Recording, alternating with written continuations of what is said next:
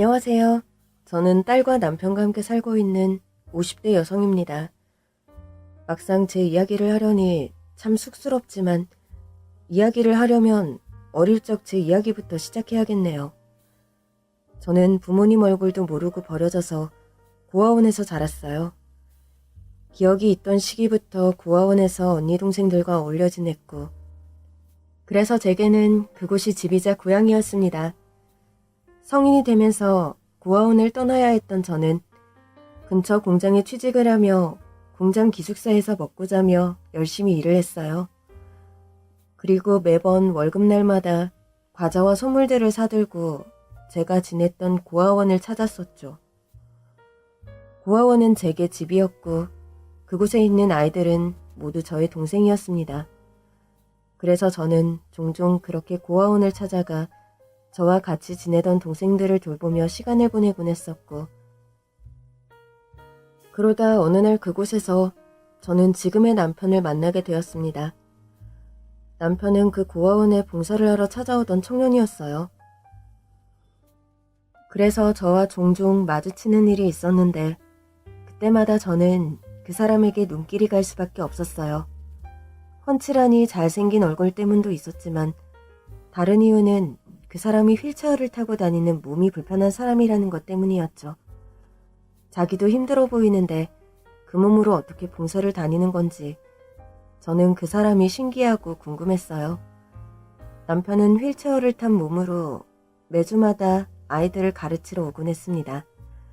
혼자 먼 길을 오가는 게 쉽지 않을 텐데도 비가 오나 눈이 오나 빠지지 않고 아이들을 찾아와 아이들에게 책을 읽어주고 공부를 가르쳐 주더라고요. 또 그러면서도 가끔 청소하는 저를 도와주기도 했고요. 혼자 가누기도 힘든 몸으로 남을 돕겠다는 그 사람에게 호감이 가던 저는 언젠가부터 그 사람과 친해지며 서로 가까워졌어요. 그리고 결국 저희는 결혼까지 약속한 사이가 되었죠. 어릴 적 자동차 사고로 다리를 쓰지 못하게 된 남편은 몸은 불편했지만 힘든 시절을 꿋꿋이 이겨내고 버텨낸 강인한 사람이었습니다.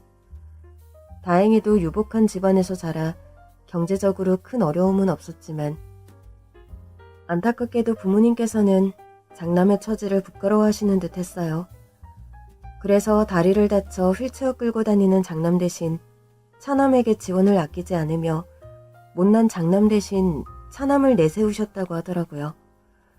그래서 남편은 집안에서도 마음 붙이지 못하고 식구들을 피해 다니며 매주 고아원으로 봉사를 다녔던 겁니다. 남편의 그런 속 얘기까지 알고 나니 저는 더더욱 그 사람을 떠날 수가 없었습니다. 가족들과도 멀어져 외롭다는 사람이 나 아니면 마음 붙일 곳이 어디 있나 싶어 내가 그 사람에게 희망이 되어줘야겠다 싶었죠. 그렇게 저희는 결혼 허락을 받기 위해 시댁을 찾았고 저는 으리으리한 시댁 풍경에 단번에 기가 죽을 수밖에 없었어요. 저도 제가 남편에게 걸맞는 짝이 아니라는 건 스스로도 잘 알고 있었습니다. 남편은 부잣집 도련님에 공부도 많이 한 사람이었지만 저는 고아의 고졸 공순이었으니까요. 그래도 남편을 사랑했던 저는 반대가 있더라도 이겨내고 버티려 작정했어요. 하지만 첫눈에 대놓고 저를 천대하는 시어머니는 너무 무섭기만 했죠. 뭐? 고아? 아니, 세상에 여자가 그렇게 많은데 어떻게 고아를 데려올 수가 있어? 거기다가 공장에서 일한다니 그런 애가 우리 김씨 집안에 며느리로 들어온다고? 세상에, 너는 남자가 결혼하자 한다고 덥석하겠다고 했니? 이 주제를 알아야지. 너는 참 염치도 없고 분수도 모르는구나. 너무 그러지 마라. 자기들끼리 좋다는데 그게 잘못은 아니지 않아. 그렇다고 당신 이 결혼 정말 반대할 거야? 그래서 이 결혼 반대하면 다른 방법은 있고? 아니, 나도 마냥 반대를 한다는 건 아니지만 그래도 고아는 해도 해도 너무하잖아요. 우리 집안 위신이 있는데 부모도 모르는 애를 어디다 쓰라고. 시아버지는 그나마 저를 반겨주셨지만 시어머니는 저를 무척이나 싫어하셨습니다. 하지만 다리 불편한 아들이 결혼을 못할까 걱정이신지 반대를 하지는 않으시더라고요. 그렇게 저는 남편과 결혼을 하게 되었고, 결혼 후 저는 남편을 따라 시댁살이를 시작하게 되었습니다. 그리고 그때부터 무서운 시어머니의 시집살이가 시작되었죠. 처음부터 저를 못마땅해 하시던 시어머니는 저를 일부러 괴롭히곤 하셨어요. 시키신 대로 일을 해놔도 잘못되었다며 처음부터 다시 하라고 하시고, 그 돈 많은 집에서 한겨울에 온수도 못 쓰고 빨래를 하게 하시는 등 악착같이 못된 시어머니 노릇을 하시더라고요. 거기다 시댁은 부잣집이라 워낙에 크고 방도 많았는데 그 큰 집 살림을 저에게만 맡기셨습니다. 원래 그 집에 일하시는 아주머니가 둘이나 계셨다는데 제가 시집가서는 일하는 사람을 다 내보내고 두 사람이 해야 할 몫을 며느리인 제게 시키셨죠. 그런데도 저는 칭찬 한 번 받아본 적이 없었어요. 너 이 정도로 힘들어하면 안 된다. 네가 이 정도는 애야 밥값을 하는 거지. 그럼 부잣집 며느리 되는 게 쉬운 일인 줄 알았냐? 구화 주제에 김씨집안 며느리 하려면 이건 고생도 아니야. 그러니까 불평할 생각 말고 열심히 해. 알겠어? 예, 어머니. 순진했던 저는 찍소리하지 못하고 시어머니가 시키는 대로 해야 했습니다. 친정 없는 고아에 다리가 불편한 남편이 가정 역할을 할 수도 없으니 당시로서는 시댁을 벗어나는 건 생각도 할 수 없었거든요. 그래서 저는 어떻게든 시댁에 붙어 있는 게 맞는 거라 생각하고 시어머니의 구박을 견딜 수밖에 없었습니다. 남편은 저를 사랑하고 저를 걱정했지만 그렇다고 남편이 제 방패가 되어주지는 못했어요.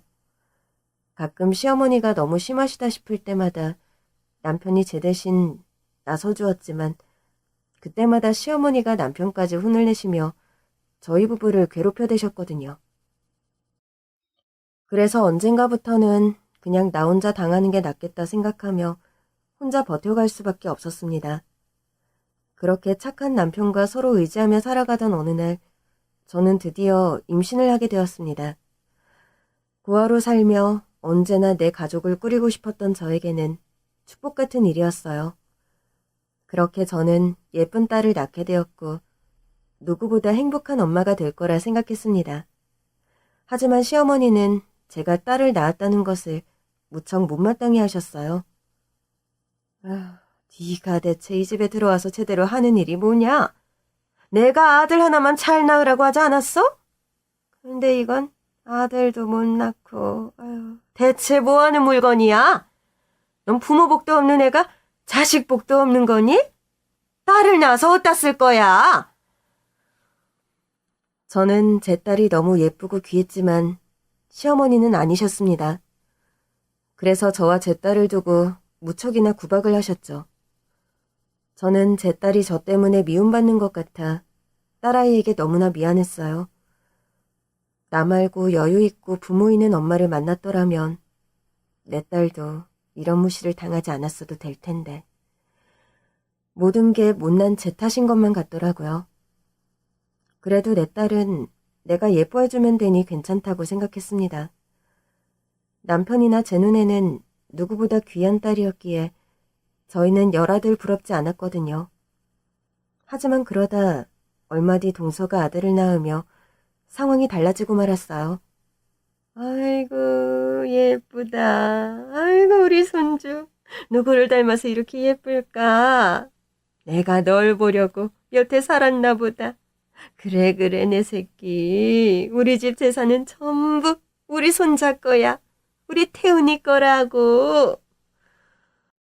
아들 노래를 부르시던 시어머니는 동서가 아들을 낳자 무척이나 좋아하셨습니다.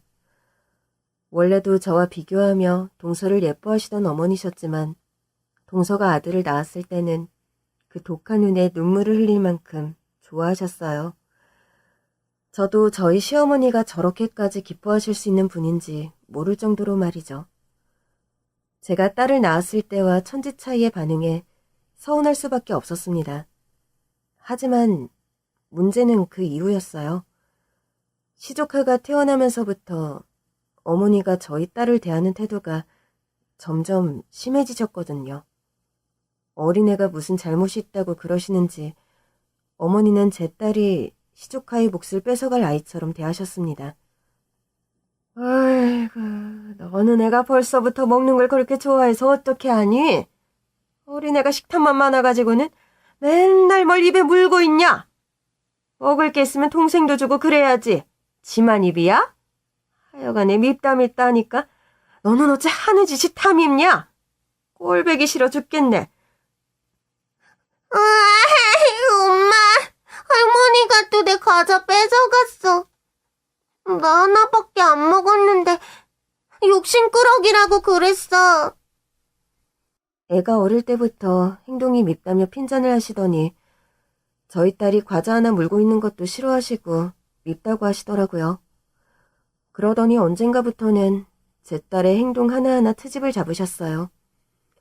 유치원 시절에는 쓸데없이 시끄럽고 말이 많다고 나무라시고 학교에 들어갈 즈음에는 되지도 않는 머리에 공부하는 척한다며 나무라시고 매번 말도 안 되는 핑계들로 제 딸을 혼내셨죠. 처음에는 참고 참던 저도 언젠가부터는 참기가 참 힘들었습니다.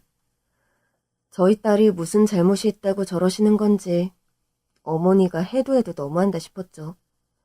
그러다 어느 날 기어이 일이 터졌어요. 저거 아유 몇 년만 더 늦게 태어날 것이지 뭐 그리 성질이 급해서 사내보다 먼저 기어 나왔는지 성격도 드세고 모난 기집애가 먼저 태어나는 바람에 우리 태훈이가 길을 못 펴고 살지. 아휴 어디 쓸모도 없는 것. 차라리 태어나지를 말았어야 하는데. 시모의 망언에 저는 눈이 돌아버렸습니다. 어떻게 애한테 그런 소리를 할 수가 있는지 저는 시모가 너무 끔찍했어요. 10여 년을 참은 저도 제 딸 일에서는 참을 수가 없었네요. 그렇게 결국 저는 눈이 돌아버렸고 시모의 머리채를 휘어잡게 되었습니다. 노망이 나셨어요? 할 말 못할 말이 따로 있지. 어떻게 애 앞에서 그런 소리를 하세요? 괴롭히려면 나만 괴롭히지. 왜 죄도 없는 어린애를 괴롭히시냐고요. 나도 더는 못 참아. 내 딸 눈에 눈물 나게 하는 사람은 피눈물 나게 만들 거라고. 이것이 지금 뭐 하는 짓이야? 어디 감히 심히 머리채를 잡아. 야, 너 미쳤니? 이거 안 나? 너 정말 죽고 싶어? 결국 저는 더 이상 시댁에서 못 살겠다 싶었습니다. 다리 불편한 남편과 어린 딸을 데리고 길바닥에 나앉더라도 시댁을 떠나야겠다 생각했죠. 그리고 저는 남편을 설득해 시댁과 연을 끊기로 했습니다. 남편도 그간 제가 많이 참았다는 걸 알고 저를 나무라지 못하더라고요. 저희 딸을 위해서도 남편도 그런 일은 참을 수 없었겠죠. 그렇게 저희는 그 길로 짐을 싸들고 시댁을 나왔습니다. 그러자 아버님이 집이라도 구하라며 목돈을 주셨어요. 사실 저는 그 돈도 받고 싶지 않았어요. 시아버지가 저를 괴롭히신 적은 없지만 그동안 저희 식구들이 구박당하는 동안 방관만 하셨던 아버님에게도 유감이 많았거든요. 그러자 남편은 그래도 집은 구해야 하지 않겠느냐며 미리 유산을 받은 거라 생각하자고 하더라고요. 시댁과 연을 끊으면 앞으로 도움받을 일도 없을 거라고 말이에요. 하긴 그 돈이라고 해봐야 시댁 재산에 비하면 얼마 안 되는 푼돈이었기에 저희는 결국 그 돈을 받고 시모 몰래 집을 얻게 되었습니다. 그리고 그 후로는 시댁과 연을 끊고 살았어요. 그래도 집 구할 도움을 주신 아버님에게는 남편이 종종 따로 소식을 전하기는 했었죠. 그렇다고 얼굴을 보고 지내지는 않았었는데 그러던 어느 날 남편이 시아버지에게 연락이 왔다고 말하더라고요. 아버지가 오랜만에 연락을 하셨네. 왜? 집에 무슨 일 있으시대? 몇 년간 별 말씀 없으시더니 오랜만이시네? 그게 실은 아버지 건강이 좀 안 좋으신가 봐. 최근에 수술을 받으셨다고 하시더라고. 그래? 수술은 잘 된 거야? 뭐 심각한 병은 아니고 수술하면 괜찮은 건가 봐. 그것도 일찍 발견해서 수술할 수 있었던 거라고 하니까 운이 좋은 편인 거지. 그럼 다행이네. 그 연세에 수술 성공하는 것도 쉽지 않을 텐데. 그래도 노인이 크게 앓고 나시니까 생각이 많아지신 모양이더라고. 오랜만에 연락해 오신 걸 보니까 괜히 마음이 좀 그렇네. 아버지가 당신이랑 영훈이가 보고 싶다고 그러시더라고. 아버지도 이제 나이가 있으시고 언제 돌아가실지 모르시니까 걱정이 되시나 봐. 이러다가 손녀딸 얼굴도 못 보고 갈까 싶으셨는지 한번 봤으면 좋겠다 그러시는데. 우리 다 같이 만나자고? 아버님만? 아니지. 만나면 식구들 다 같이 만나는 거지. 역시 당신 별로 내키지 않지? 안 되겠다고 전할까? 저희는 몰랐었는데 시아버지께서 크게 아프셨던 모양이었어요.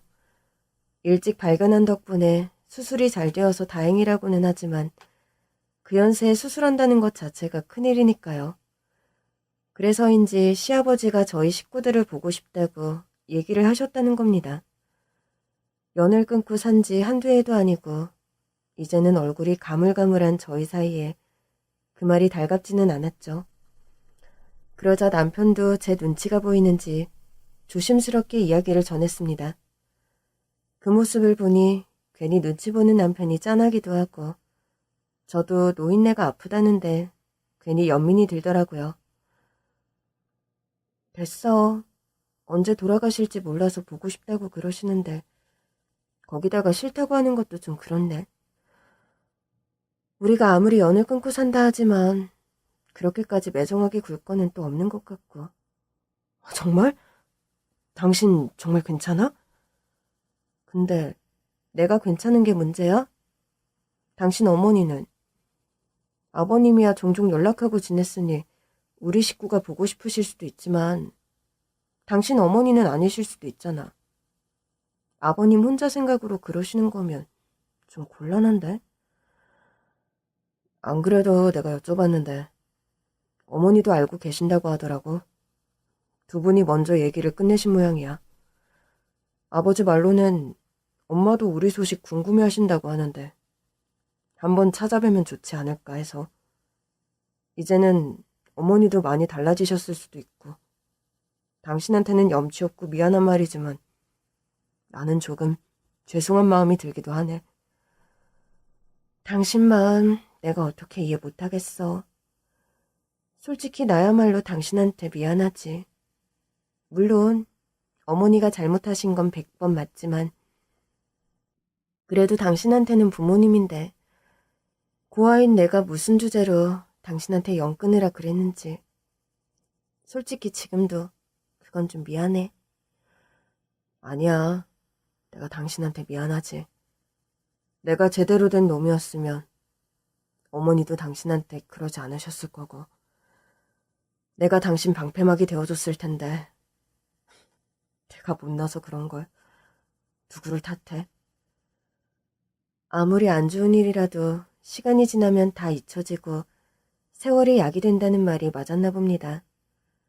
당시에는 말 못할 일을 겪고 죽기보다 싫었던 시부모님이었는데도 시간이 지나고 보니 그때 일이 가물가물해졌는지 후회가 들기도 하고 짠한 생각이 들기도 하더라고요. 특히나 저 때문에 본의 아니게 천륜을 끊게 된 남편에게는 미안함이 있을 수밖에 없었어요. 아무리 무심한 부모라고 그래도 낳아주신 분들인데 제가 저로 모자라서 저희 남편까지 고아로 만들었으니 말이죠. 그래서 저는 시간이 흐른 만큼 시모도 뉘우치는 게 있을 거라고 생각하며 시댁 식구들을 만나기로 했습니다. 하지만 그래도 과거의 감정이 아직 남아있는지 그 집에 가고 싶은 마음은 들지 않아서 밖에서 외식을 하기로 했어요. 오랜만에 한번 본다고 앞으로 다시 잘 지낼지 아닐지도 모르는데 굳이 식구처럼 집에까지 가기도 그렇고 적당히 남처럼 밥이나 한 끼 먹는다 생각하려 했죠. 그런데 그 과정에서 저희 딸을 설득하는 게 문제였습니다. 저희만 괜찮다고 하면 괜찮아 할 거라고 생각했던 딸이 그 집 식구들을 만나기 싫다고 하더라고요. 난 잘 모르겠어. 여태 남처럼 살다가 이제 와서 보고 싶다고 하는 것도 웃기고, 지금 다시 만난다고 해서 다시 식구가 잘 지낼 것도 아닌데 만나서 뭐해? 그래도 할아버지가 아프시다고 하시잖니. 노인네들이 살아봐야 뭐 얼마나 살겠다고. 가기 전에 손녀딸 한번 보고 싶다고 그러시는데 그냥 한번 들어드리자. 내가 언제부터 그 집 손녀였어. 나는 한 번도 그랬던 적이 없는 것 같은데 같이 살 때는 매번 차별하고 나몰라라 해놓고 이제 와서 내가 보고 싶다고? 할아버지야 대놓고 차별한 적은 없다고 해도 우리 식구들 방관하고 무관심했던 건 맞잖아. 근데 이제 와서 내가 당신 손녀라고 날 찾아? 그래, 우리도 이해해, 영은아. 네가 부모 잘못 만난 죄로 할머니 할아버지한테 사랑도 못 받고 마음고생했던 거 잘 알지. 근데 이제는 세월이 많이 흘렀잖니. 벌써 10년도 더 지난 일인데 할머니 할아버지도 바뀌지 않으셨겠니? 10년이면 강산도 변한다고 하잖아. 강산이 바뀌어봐야 그 자리에서 꿈쩍이지 않잖아. 나는 그 말 안 믿어. 그래, 네 말도 틀린 거 하나 없다. 솔직히 엄마도 그 집 식구들이 얼마나 바뀌었을까 기대는 별로 안 해. 사람 쉽게 바뀌는 거 아니라는데 이 할머니 그 성질이 어디 가겠니? 그래도 언제 죽을지 모르는 네 할아버지 소원 모르는 척 하자니 엄마 마음이 편치 않을 것 같다. 나도 내 마음 편하자고 가는 거긴 하지만 영은이 네가 싫다면 너는 안 가도 돼. 엄마랑 아빠만 다녀올게. 딸아이가 그렇게 싫다고 하니 저는 강요할 생각이 없었습니다. 애초에 저도 제 마음 편하자고 만나겠다고 한 거였는데 그 사람들 불쌍하다고 제 딸에게 스트레스를 주고 싶지는 않았거든요. 어릴 적에는 별말 없었던 아이였기에 괜찮을 거라 생각했던 제가 아니랬던 거죠. 딸아이도 이제 자랄 만큼 자랐고 자기 앞가림하고 사는 성인인데 그 아이가 싫다면 데려갈 생각은 없었어요. 그래서 저희끼리 가는 걸로 하고 있었는데 만남이 있기 전날에 딸아이가 갑자기 마음이 바뀌었다며 같이 나가겠다고 하는 겁니다. 아무래도 안 되겠어. 나도 같이 갈게, 엄마. 아니, 왜? 그 사람들 만나기 싫다고 안 가겠다고 그러더니. 그렇다고 내가 그 속을로 엄마 아빠만 보내는 것도 마음이 편하지가 않아서. 두 사람만 보내느니 그냥 나도 같이 가는 게 나을 것 같아서 그래. 아니야, 됐어. 엄마 아빠도 가서 밥만 먹고 금방 올 건데. 괜히 너 힘들게 뭐하러 그래.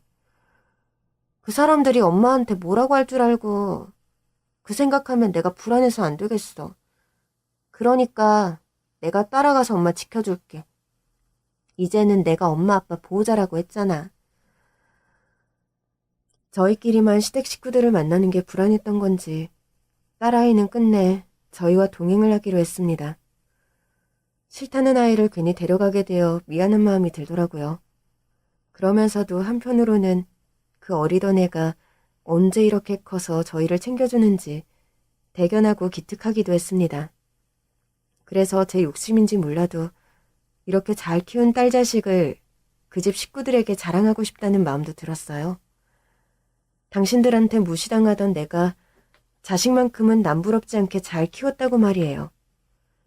그렇게 저희는 결국 세 식구가 함께 가게 되었습니다. 그리고 식당에서 10여 년 만에 시댁 식구들을 제외하게 되었죠. 어머, 형님, 잘 지내셨어요?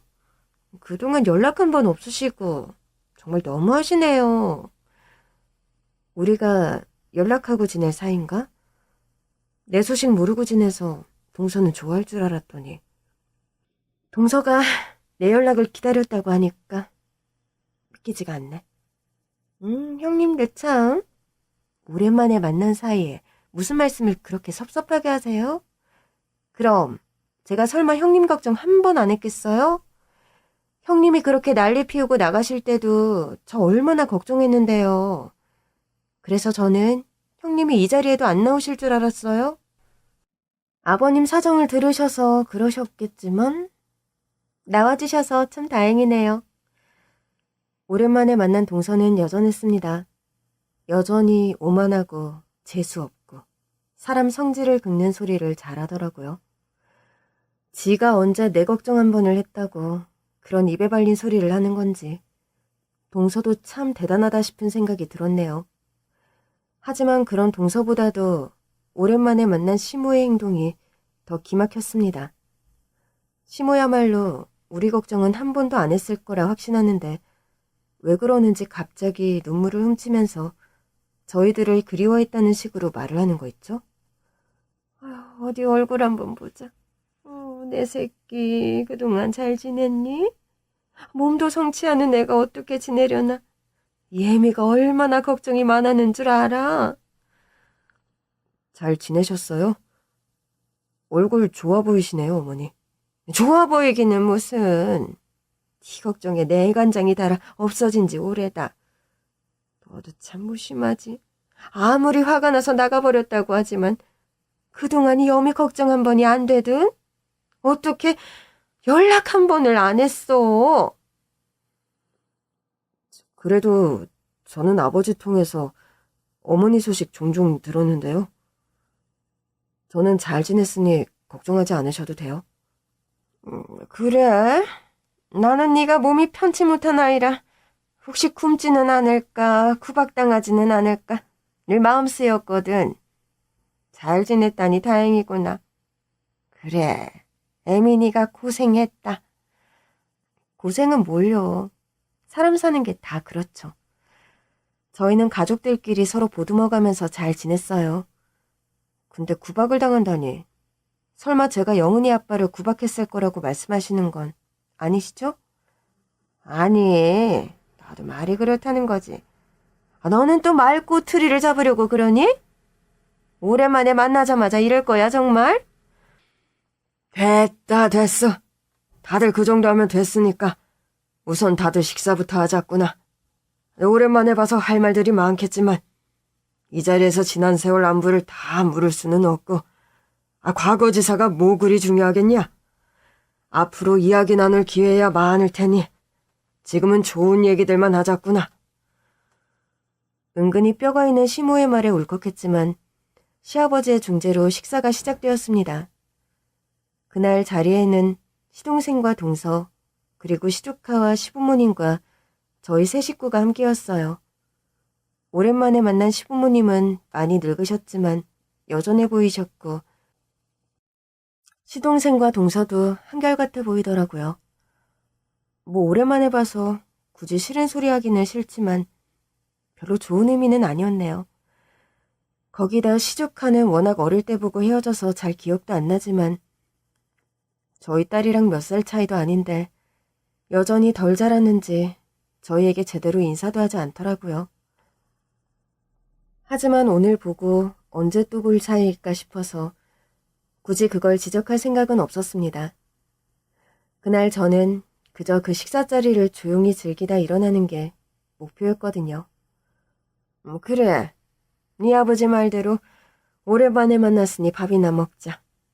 비싼 음식들인데 식으면 안 되지.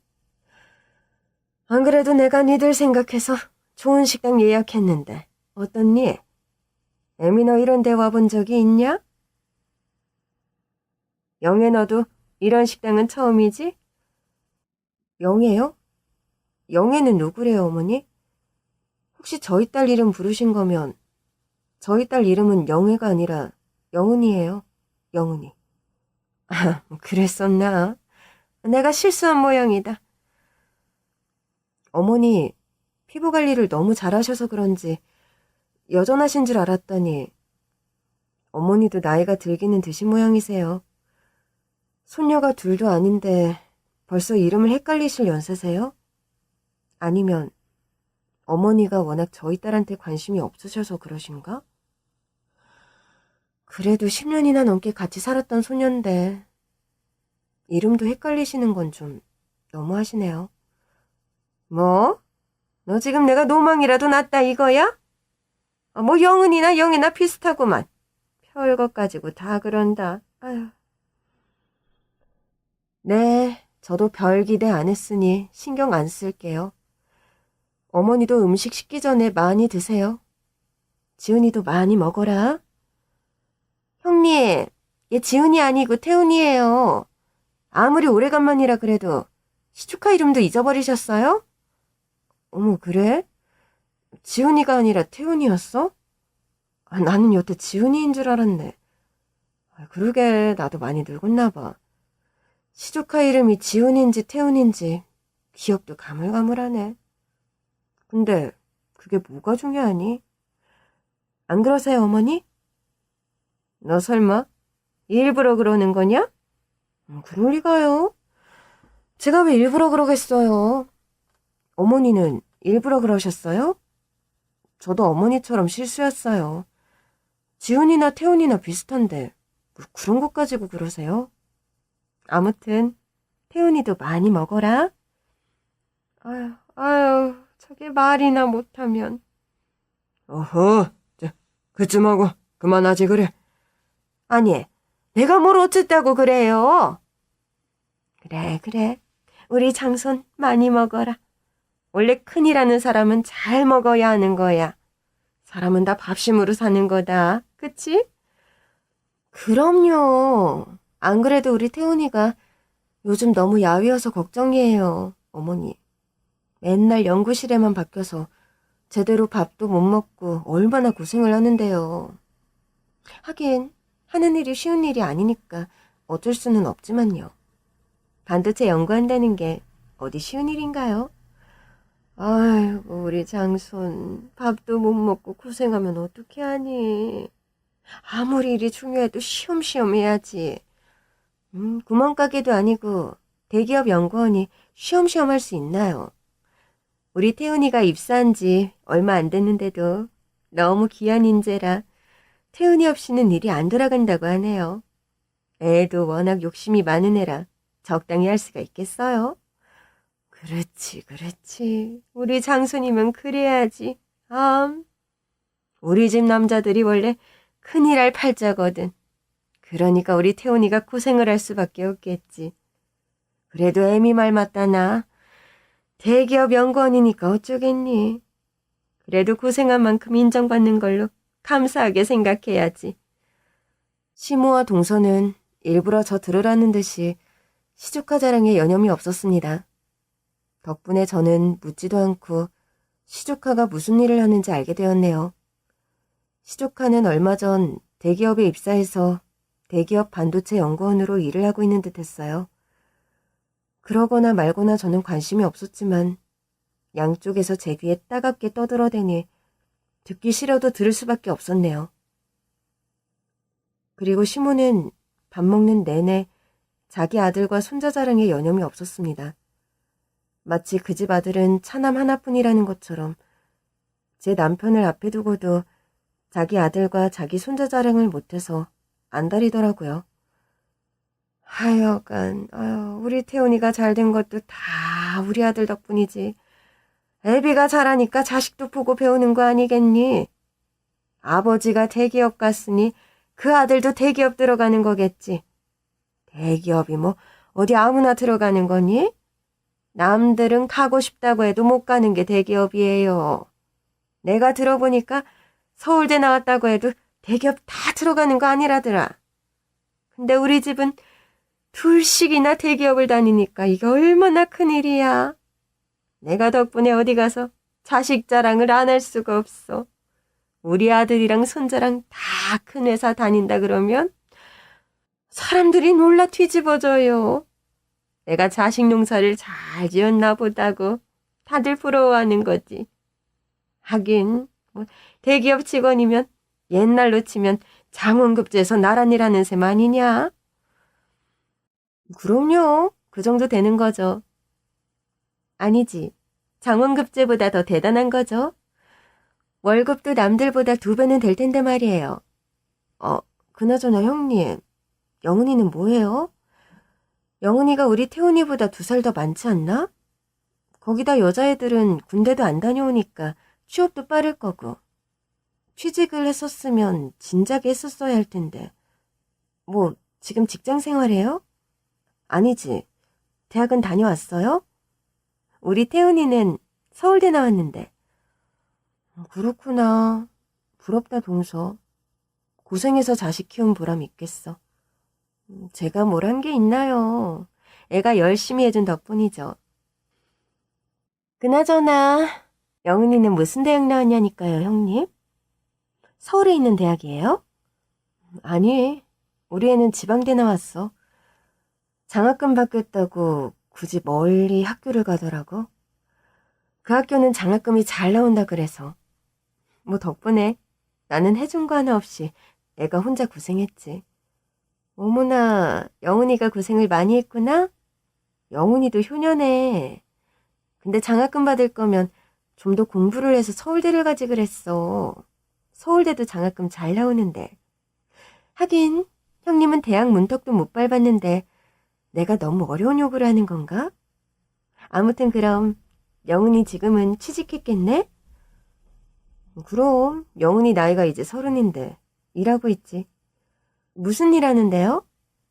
에? 형님, 영훈이 회사 이름이 뭐예요? 됐어. 동서는 들어도 모를 거야. 그냥 전공 살려서 일하고 있어. 자기 자식 자랑을 한창 하던 동서가 자랑이 다 끝났는지 저희 딸 이야기를 묻더라고요. 자기 아들은 서울대 나와서 연구원 한다고 하면서 은근히 저희 딸에 대해서 물어보는데 그게 자기 자식과 비교하려고 그러는 거라는 걸 제가 모를 수가 없었어요. 오랜만에 만나서 하는 이야기 수준이 겨우 저런 거라니. 저는 그 사람들 뜻대로 해주고 싶지 않더라고요. 저희가 어떻게 살았는지 궁금해하는 그 사람들에게 저희 얘기를 굳이 하고 싶지 않았습니다. 그래서 그냥 일한다고 대충 얼버무리려고 하는데 이제는 시무까지 합세해서 계속 따지더라고요. 그래, 영훈이는 무슨 일 하는데? 너는 왜 자꾸 네 얘기를 숨기려고 그러냐? 그러고 보니 니들은 어떻게 살았니? 내가 장학금 걱정할 정도면 그만큼 어려웠다는 거 아니냐? 그러게 왜 편한 집을 두고 치발로 나가서 고생을 자처해. 우리 밑에 계속 있었으면 애 학원 문제는 걱정 안 해도 됐을 텐데. 그랬으면 영은이 쟤도 지방대 가서 고생은 안 했을 거 아니냐. 요즘 같은 세상에 학벌이 얼마나 중요한데 지방대 나와가지고 무슨 할 일이 있냐? 영은아, 네가 한번 말해봐라. 너 무슨 일 하니? 저요? 뭐 설명하기 어려운데 태훈이가 반도체 연구원으로 일한다고 그랬죠? 저도 비슷한 거예요. 공장에서 부품 같은 거 만들어요. 그런 식으로 떠벌리기 싫었던 제가 말을 아끼자 시모가 제 딸에게 직접 묻더라고요. 그러자 딸아이는 제 마음을 이해한다는 듯 대충 설명을 했습니다. 그러자 시모가 그 얘기를 듣고 갑자기 배가 찢어져라 웃는 게 아니겠어요? 뭐? 부품을 만들어? 아유, 아니, 너 그래도 대학 나와서 그게 뭐냐? 아이고, 자식은 부모 따라간다 그러더니 쟤는 지엠이 따라서 공장에 갔구나? 그래, 그래도 뭐라도 하니까 다행이다. 원래 직업에 귀천은 없는 거야. 우리 태훈이처럼 연구실에서 연구하는 사람이 있으면 공장에서 만들고 그런 일 하는 사람도 다 필요한 거지. 원래 노동의 가치는 중요한 거 아니니? 그래, 그래도 뭐 열심히 살다 보면 언젠가 좋은 날 있을 거야. 그래도 너는 딸이니까 좋은 집에 시집가도 되는 거고. 저는 시집 안 갈 건데요? 저는 평생 저희 부모님 모시고 살 거예요. 응? 시집도 안 가겠다고? 하긴 지혜비 몸이 저런데 자식이 돌봐야지 뭐 어쩌겠냐. 네 엄마까지 나이 들고 힘들어지면 네가 네 부모 챙겨야지. 그래, 네가 효녀다, 효녀야. 그렇네, 영은이가 정말 효녀네. 요즘 애들 중에 저렇게 자기 부모 챙기는 애들이 어딨겠어요? 형님은 착한 딸 두셔서 좋으시겠어요? 그래. 공부 좀 못하고 돈 좀 못 벌면 어때? 애가 착하면 됐지. 안 그래요, 형님? 그래. 나는 우리 딸 착해서 너무 고마워. 나는 더 바라는 것이 없어. 나한테 폐악 부리고 집 뛰쳐나가서 뭐 얼마나 잘 살까 했더니 그래도 지들끼리는 오순도순 잘 지낸 모양이다. 아주 셋이 더 바랄 게 없겠어. 그러니까요. 아주 화목해 보이는 새 식구네요. 내 딸이 나 닮아서 공장에서 일하는 거냐며 노동의 가치를 운운하며 은근히 제 딸을 무시하는 시모와 동서를 보니 두 사람 모두 그 인성이 어디 가지 않았구나 싶었습니다. 옛날에도 내가 고아라고 공순이라고 매번 무시하고 비웃더니 10수년이 지나도록 똑같은 짓을 하더라고요.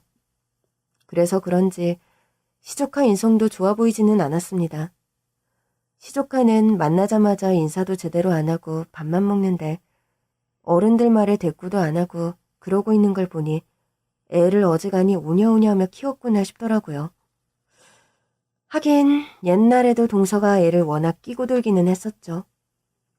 거기다 시모는 집안 장손이라고 저희 딸과 시조카를 차별하면서 예뻐했었으니 애가 그런 환경에서 잘 자라기를 바라는 게 욕심일지도 모르겠습니다.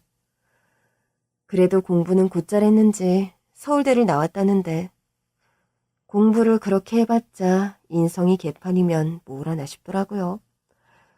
시조카가 서울대 나와서 대기업 연구원 일을 한다고 해도 저는 하나도 부럽지 않았네요. 그런데 그 시조카가 가만히 있던 제 딸의 성질을 건드리는 겁니다. 거기 그 앞에 새우 좀 줄래? 뭐? 너 지금 나한테 하는 말이야? 그럼 내가 누구한테 말해? 못 들었어? 거기 새우 좀 달라고. 그걸 왜 나한테 달라고 그래? 너랑 더 가까운 곳에 있는데? 손 뻗어서 잡아가. 아이씨, 아이고 귀찮은데. 그냥 누나가 일어나서 나한테 좀 갖다 줘. 너 지금 그걸 말이라고 하는 거니? 그럼 나는 안 귀찮아서 너한테 더 가까이 있는 반찬을 집어다 줘야 해?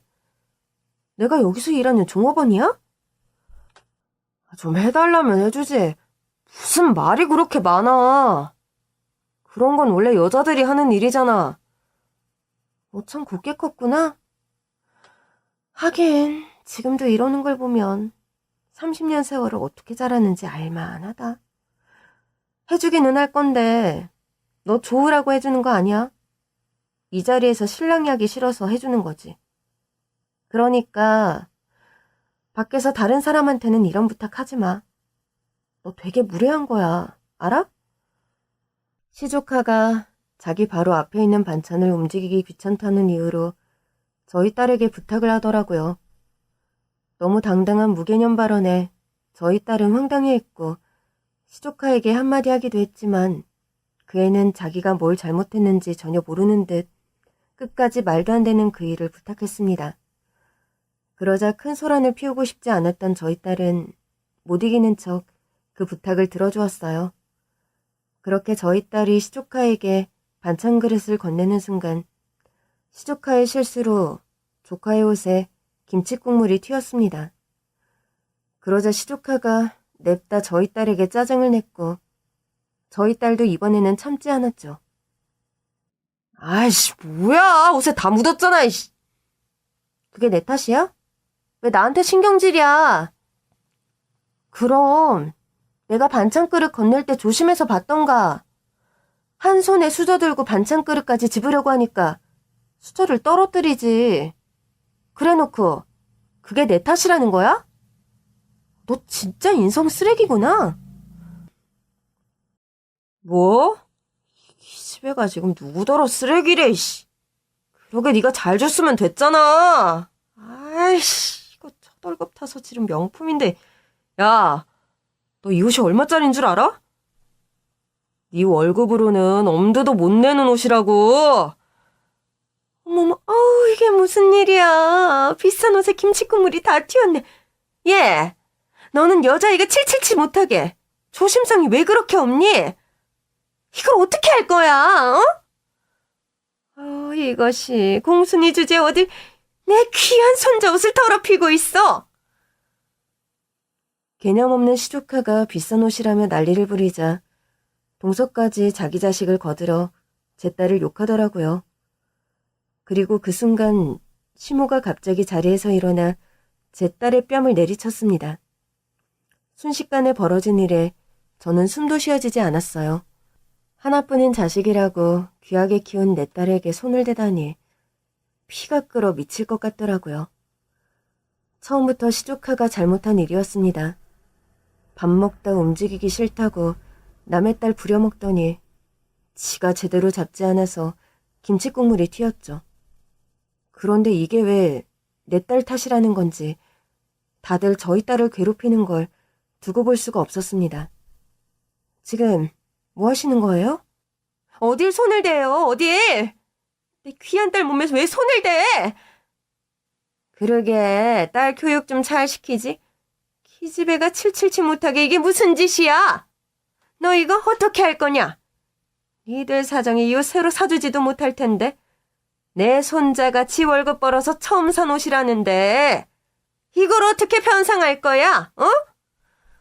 내가 설마 이딴 옷 한 벌 못 물어줄까 봐 이러는 거예요? 옷값이야 100번도 더 물어줄게. 그 대신 당신들은 내 딸 얼굴에 손댄 거 책임져야 할 거야. 어차피 시집도 안 간다며. 시집도 안 갈 기집애 얼굴에 흉 좀 진다고 누가 뭐라 하겠냐? 응? 순간 저는 정말로 시모의 뺨을 쳐버리고 싶었습니다. 그 옛날 시모가 제 딸을 무시해서 제가 시모의 머리채를 잡았을 때처럼 말이죠. 그런데 순간 딸이 어딘가로 전화를 하더니 시모에게 달려들려고 하는 저를 말리더라고요. 엄마, 참아 제발. 그러지 마. 내가 다 알아서 할게. 내가 어떻게 참니? 저것들이 지금 너를 욕보이는데 내가 이런 꼴 안 보려고 저 집이랑 연 끊고 살았던 건데 이 인간들은 하나도 변한 게 없어. 아버님, 저희 딸한테 이런 꼴 보이고 싶어서 연락하셨어요? 나는 괜찮아, 엄마. 별로 아프지도 않아. 노인네가 달려들어봐야 무슨 힘이 있겠어. 저런 사람들한테는 화내는 것도 아까워. 내가 혹시나 싶어서 다 준비를 해놨으니까 엄마는 그냥 내가 하는 대로 지켜보기만 해. 그러자 얼마 뒤 식당 문이 열리며 사람들이 우르르 들어왔습니다. 그러더니 저희 식구들을 보호하며 저희 딸을 챙기더라고요. 대표님, 괜찮으십니까? 나는 괜찮아요. 우선 저희 부모님 좀 챙겨주세요. 그리고 법무팀은 상황 해결 좀 부탁드릴게요. 지금부터는 저희들이 다 해결할 테니 걱정하지 마십시오. 아니, 이 사람들 다 뭐야? 당신들 뭐야? 뭔데 남의 식사 자리에 우르르 몰려와서 행패야, 행패가? 저희 회사 직원들이에요, 작은 엄마. 여기는 저희 법무팀이고요. 지금부터 제가 당신들 상대로 법적인 조치를 취할 거니까 그런 줄 아세요. 아는 변호사 있으시면 연락하시고요. 아이, 이게 다 무슨 소리냐. 법무팀이라니, 대표님이라니. 얘, 너 뭐라도 되는 거야? 네가 뭔데 이 사람들이 너를 도와준다는 거야? 어머니, 말 조심하세요. 저희 딸이 뭐라고요? 공순이? 웃기시네. 우리 딸 잘 나가는 벤처 사업가거든? 무슨 소리예요, 형님? 영은이가 뭘 한다고요? 뭐, 벤처? 기가 막혀. 아니, 지방대 나온 애가 무슨 벤처 사업을 해? 형님, 벤처 사업이 뭔지는 아세요? 동서야말로 뭘 알고서 말해. 우리 딸이 나온 지방대가 어딘지 알아? 우리 딸 카이스트 나왔어. 과학영재로 입학해서 4년 내내 학비 한 푼 안 내고 학교 다녔다고. 그리고 졸업하고서 미국 갔다가 얼마 전에 벤처 사업 시작했지. 얘 뭐 태훈인가 지훈인가. 너 반도체 연구원이라며? 우리 딸도 반도체 관련된 일하거든? 우리 딸은 대기업에서도 못한 신기술 가지고 세계적으로 일하는 사람이야. 근데 그런 내 딸을 공순이라고 무시를 해?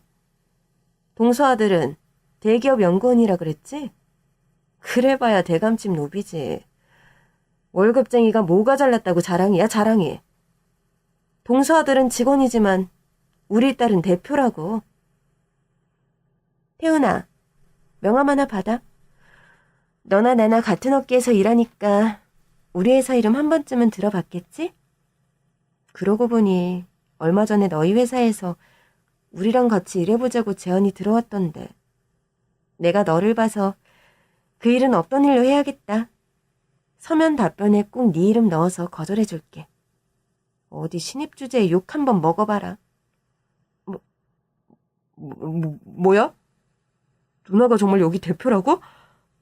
그러고 보니 김영은이라는 이름 어디서 들어봤다 했더니 그게 누나였을 줄이야? 뭐야? 정말로 제가 무슨 회사 대표라는 거야? 정말이니 태훈아? 저희 딸의 정체가 드러나는 순간 방 안은 아수라장이 되었습니다. 같은 업계에서 일하는 시조카는 제 딸의 회사를 잘 알고 있는지 난감해하며 당황하고 동서는 무시하던 제 딸이 대단한 사람이라는 사실을 듣고는 믿을 수 없어 하더라고요. 그리고 그 와중에 저희 딸에게 손댄 시모는 딸아이의 회사 법무팀에게 둘러싸여 곤욕을 치르고 있었고요. 법적으로 해결하겠다는 장정들 앞에서 쩔쩔매는 시모의 모습이 꽤 통쾌하더라고요. 그리고 저희는 아버님께 마지막 인사를 드리고 저희 식구끼리 조용히 그 자리를 빠져나왔습니다.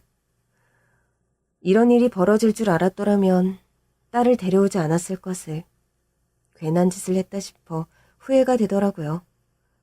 남편도 저와 딸에게 미안해했고요. 그래도 이번에는 똑 부러지는 저희 딸 덕분에 억울한 일이 없어서 다행이었어요. 그래서 저희들은 앞으로는 그냥 서로를 버듬으며 저희 세 식구끼리 행복하게 살기로 했습니다. 남편과 딸만 있다면 저는 앞으로도 바랄 게 없으니까요.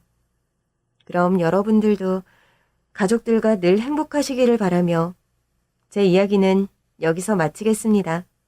감사합니다.